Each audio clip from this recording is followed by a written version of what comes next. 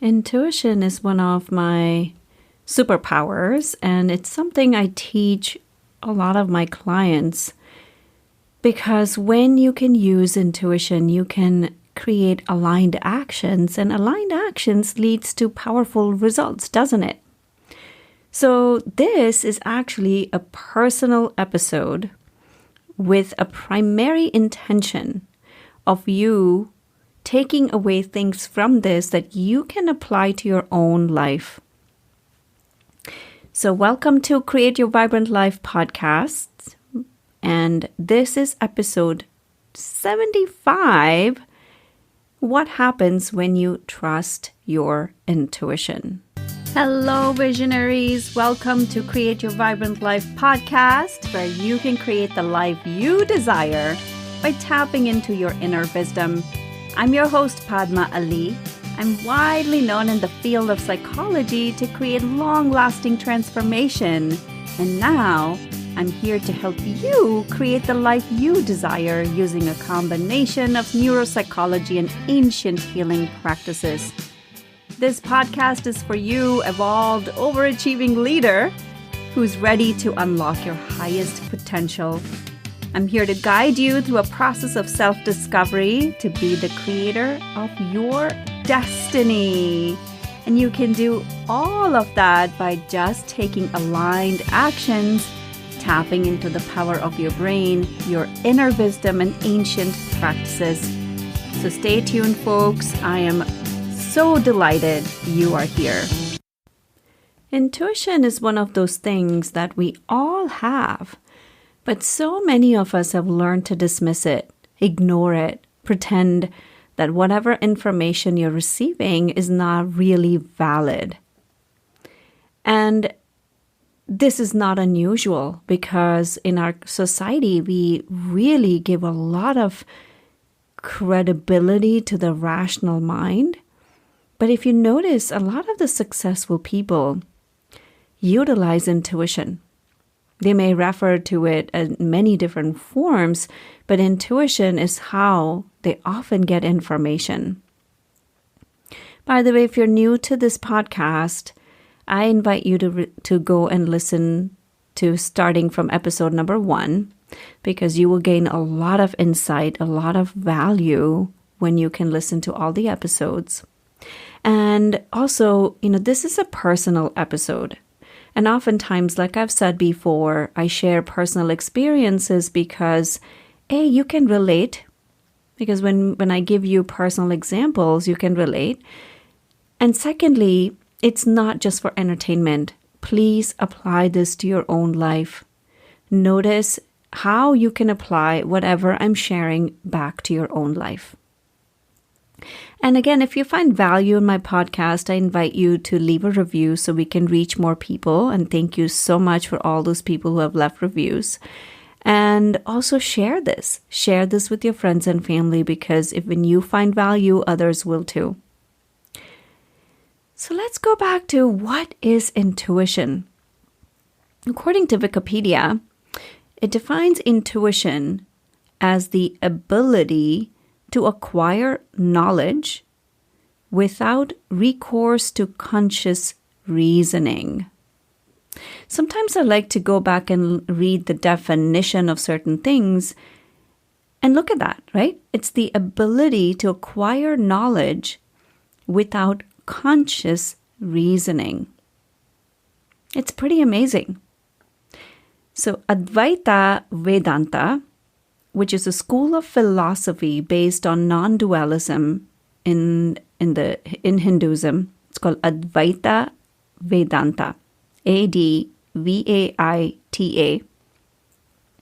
Vedanta is Vedanta. How that defines intuition as, so it says, this is all from Wikipedia, by the way, so you can look it up. Advaita Vedanta takes intuition to be an experience through which one can come in contact with and experience Brahman. Brahman is universal consciousness. So it says when you tap into intuition, you are coming into contact with universal consciousness, in plain and simple words.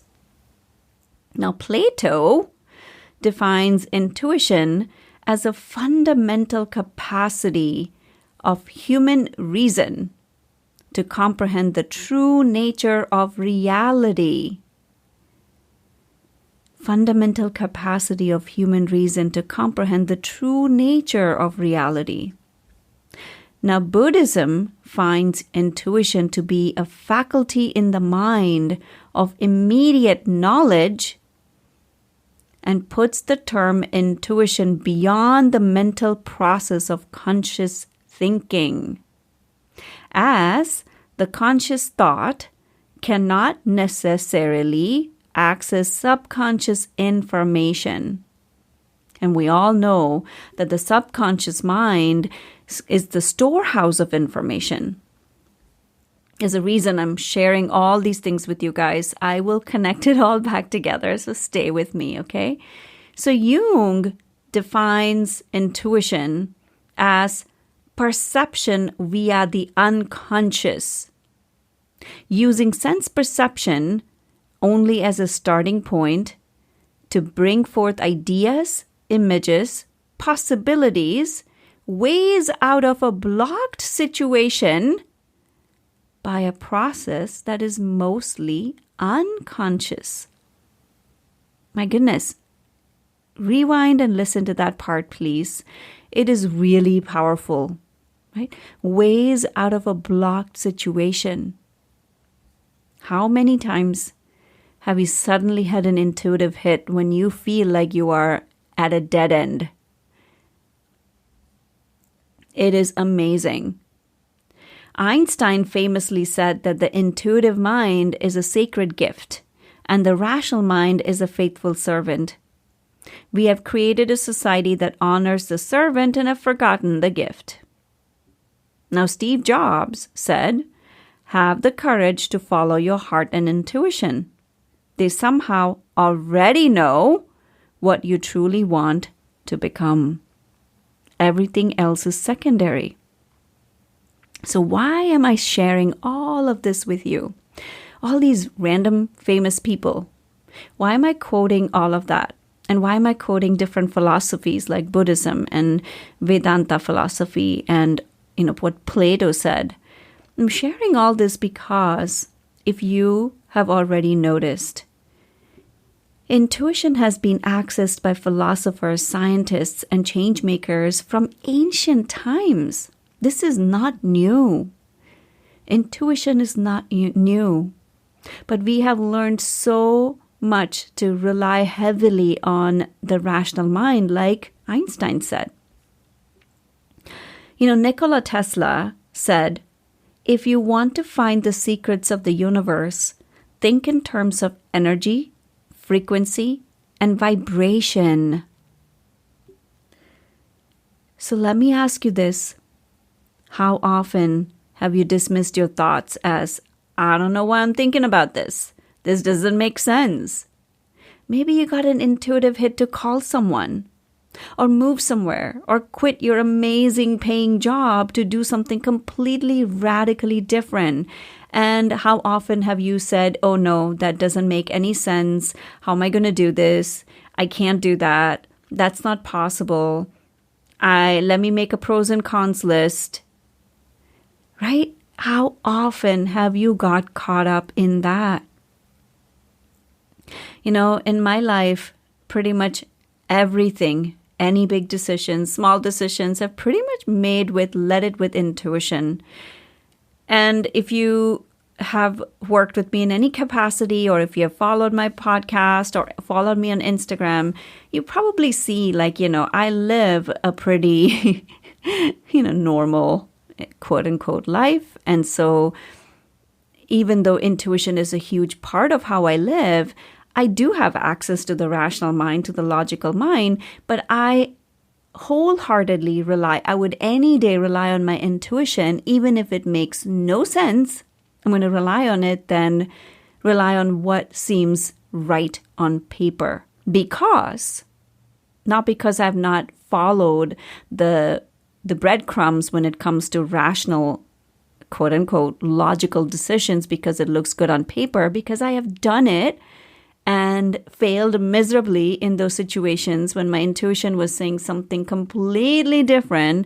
I followed what was supposedly looking good on paper, and this was supposed to be good for me. Fallen flat on my face, and I've learned the hard way. So now, at this point, at close to, I don't even know how old I am right now, but 44, 45, whatever, I have learned to completely rely on my intuition. And I'm sharing this with you because you have intuitive powers too. And you are, I bet, a rational, logical person as well. And I invite you to use both, not just one. So, where do I want to take it from here? Like I said, I often don't have notes. I have an outline and then I start talking. Okay, this is where I want to go with this.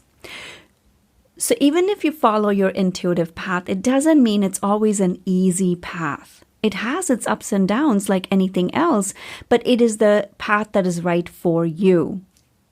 Let me give you a fun example. Okay, this is where all my personal stuff comes in. When I met my husband 23 years ago, it was a different time in my life, and I actually met him at 2 a.m. out partying, different Padma than you see right now. Not good or bad, it just was. This is how, I was very young back then. And so I was doing what youngsters do, partying, and I met him at 2 a.m. I was sitting actually in his house. I was friends with his roommate, and there was like a bunch of us just hanging around. At 2 a.m., this dude walks in. Okay, so the lights are dim. He walks in. He has a hat on. I cannot see his face. I don't know his name. And this may be hard to believe, but the first thought that crossed my mind was, I'm going to marry this guy. And immediately I was like, what the heck? Are you insane? You don't even know his name. Like, you must be out of your mind. Blah, blah, blah. The internal dialogue starts.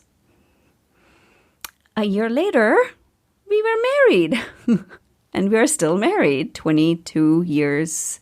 And our 22nd anniversary is coming up. And I'm going to be doing a Marriage Uncensored podcast about marriage.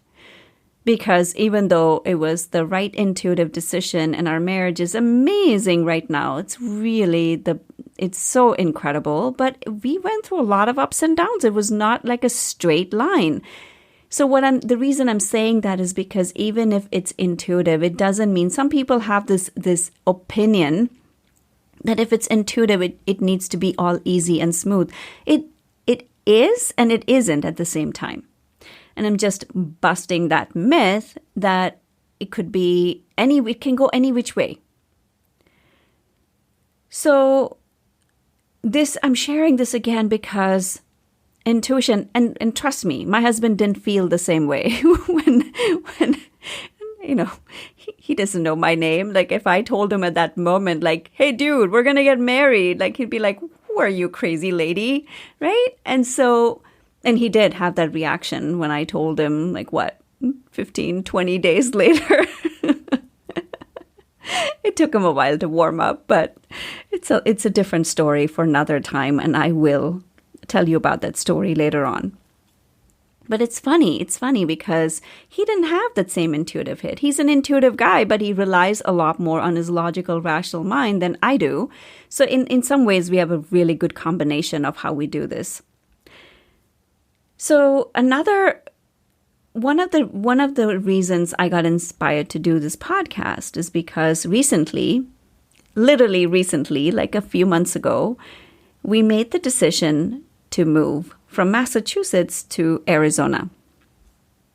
When you listen to this episode, we will have already moved. I usually batch record my podcasts, and I'm pre-recording a bunch of them because once I move, I have no idea how my life is going to look like. And so I'm recording them now.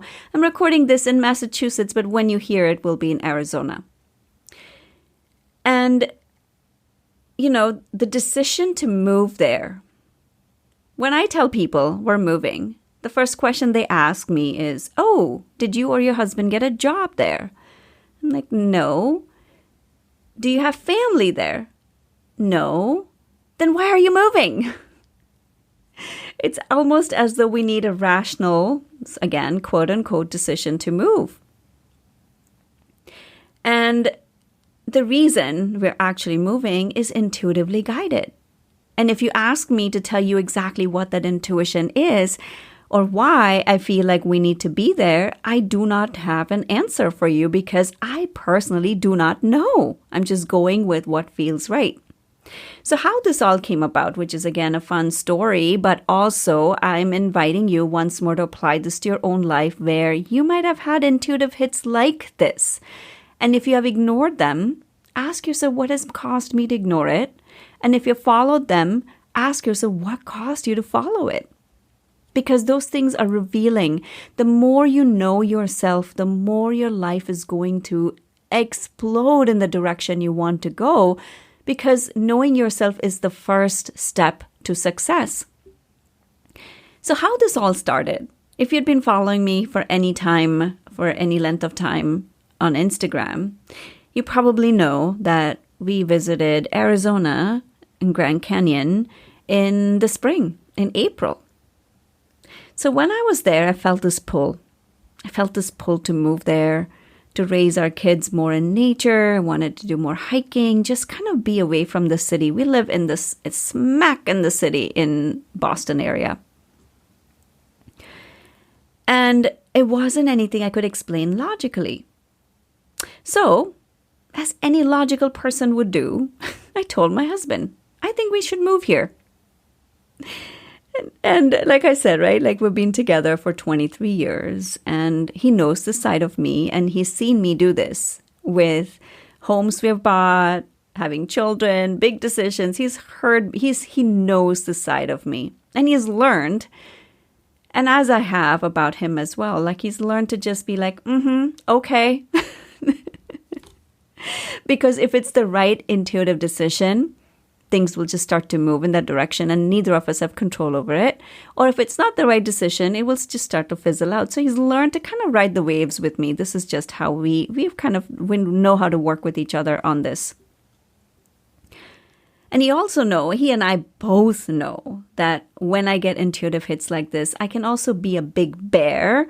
And it has caused issues in our marriage because once I set my mind, then we are doing it. And obviously, no one likes to be bullied around like that. And so I have learned to tone it down. I've learned to give him his time. I've learned to give him his space. And he has learned to give me this time and space to dream big and do whatever I do.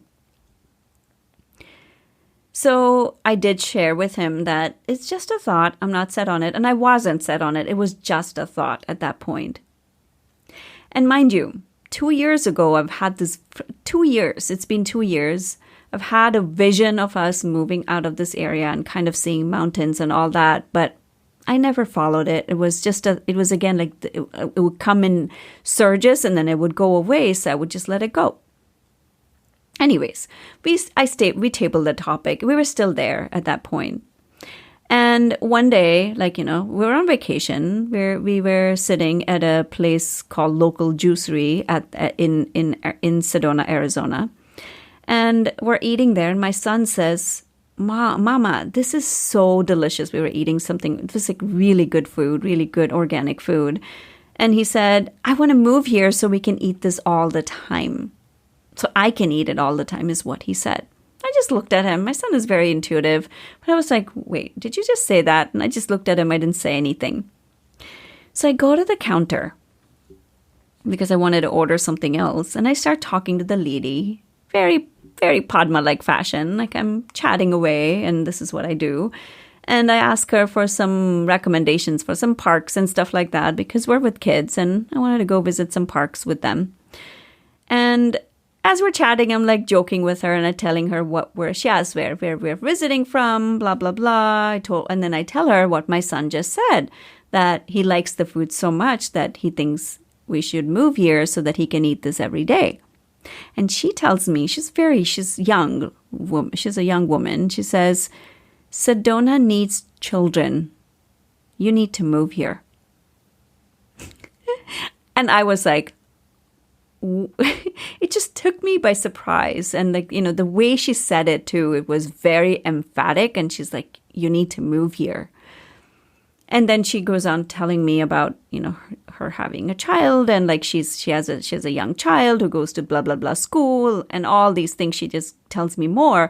But it was almost like she was saying, you need to move here now. It was such a clear message. And as I'm talking to her, I'm like, I get hit with emotions and I start crying. And it is Sedona, guys. Like, this is not unusual, I guess. It's pretty energetically very charged. And so she was not surprised. I was crying in the middle of the paying for some food I'm buying. I mean, this was so bizarre and weird. I can laugh about it now, but at that point I was like really emotional. I was feeling everything, and I was like, we need to move here right now. And it was pretty funny sight. So I go back, and again, I tell my very logical husband all these things that are happening. He doesn't say much. He's just looking at me at this point. I can tell what he's thinking. He's like, oh boy, here we go. I really learned not to pressure him, because he works so differently than I do. He needs time. He has to sleep over things. We do things very differently. When I talk about Marriage Uncensored, I'll go over some of those things of how to work with someone who's such a different personality than you do. Like, especially for me, living with me requires a certain type of person. Like, I'm different. This is how I do things. I make decisions very quickly. It's just my nature. Like, very intuitively, I know if it's a yes or a no, if it's something I want to go forward with or not. It's very instinctive and very quick, but that's not how he operates. So I'm not degrading me, but this is just how we operate differently. And so anyways, I'm blabbering away right now, so let me come back to the topic. So all of this happened, and that was the end of it. So we come back to Boston, we get settled in.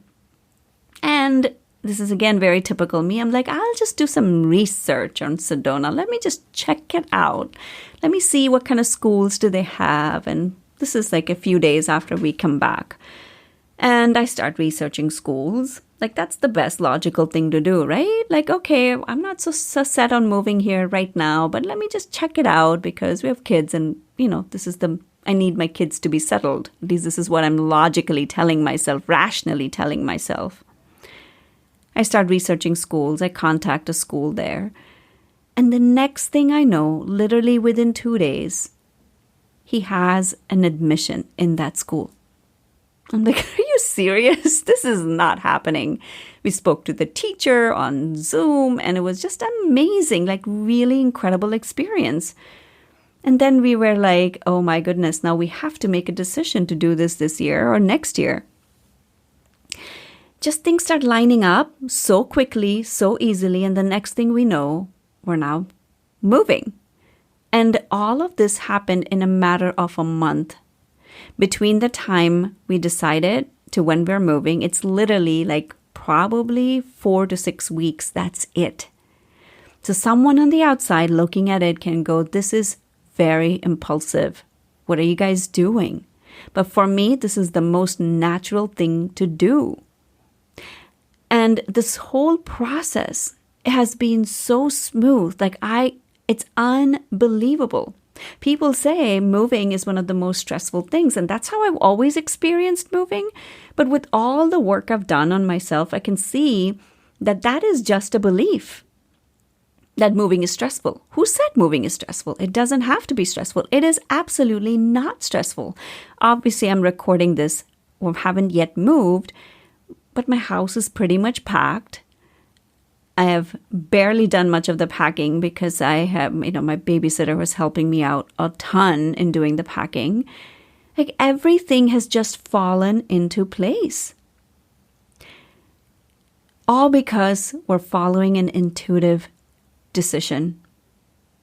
There's still a lot of unknown, and there's a part of me, of course, that's freaked out. I'm like, I have no idea where we're going to land because we don't have anything other than a school admission for my kid, right? It's pretty bold if you look at it that way. But there's a sense of, I know I will figure it out. And this is what I want you to take away from this. If you're taking away nothing other than this, if you can adopt this belief, if you can adopt the saying of everything is figure outable, like Marie Forleo says, right? If you can say, I am a resourceful person, I will figure things out, so much opens up. Look, I know this is a very captivating story because I'm an amazing storyteller, but I am really inviting you to look at the intuitive nudges you have been getting. Have you been ignoring them? Are you following them? Your messages will come in various forms. For me, it came in the form of that random person at that restaurant telling me that I need to move, or my son saying something, or how everything worked out in terms of it just comes in various forms. So if you're ignoring it, what has caused you to ignore it? Look, it's different for everyone. Intuition is different. For me, it's a strong feeling that I can't ignore. For other people, like many of my clients, right? It is a thought. It's a nudge. It's a slight feeling. For some people, it's logical. It's just a logical, rational, it's like, you have a logical, rational explanation for that. That's how it shows up. So ask yourself, how do I experience intuition? That is another takeaway for you. How do I experience intuition? In what form does it show up for me? Because that's how you will know whether you're on the right track or not. And so as you're listening to this, I invite you to take notes and see what is coming up for you. Like I said, I'm not sharing all of this to entertain you. But storytelling is how we learn. And so when I share a story like this, you are going to understand it based on your own experiences, but you're also going to take something from this. Maybe it's going to give you that courage to say, okay, I don't know where I am going to land, but I'm going to do this because I can't ignore it. Maybe it's that job offer that feels like it's a downgrade from what you're doing, but it's exactly what you want to do. Or maybe it's quitting your job altogether. Who knows? I don't know. I don't know what kind of intuitive nudges you've been getting, but listen to it. See how your life starts to change when you listen to these intuitive nudges. When someone is new to this journey of trusting your intuition, I ask people to do simple things like standing outside a restaurant and saying, how do I feel about going in? See if you can tap into that. Maybe that restaurant has really high ratings. But when you stand there, you're like, no, I don't want to go in. This does not feel good to me. Trust that. Or something small like sending an email to someone that you've been wanting to send an email to, or reaching out to them, but you haven't done it. But you have nothing to lose. So what if you did something like that? I cannot tell you the countless number of examples I have by trusting my intuition. Another really good one was I graduated from graduate school with a master's in marriage and family therapy, and I was starting my internship. So as I was looking for an internship, I came across a private practice internship. Now for someone, and it said only with people with experience can apply. And when I looked at it, I was like, I've just graduated, and it says you need someone with more experience. And I was like, you know what? This feels right to me. It was an intuitive nudge, even though on paper it was actually not for me. I could have said, oh no, they're looking for someone with experience.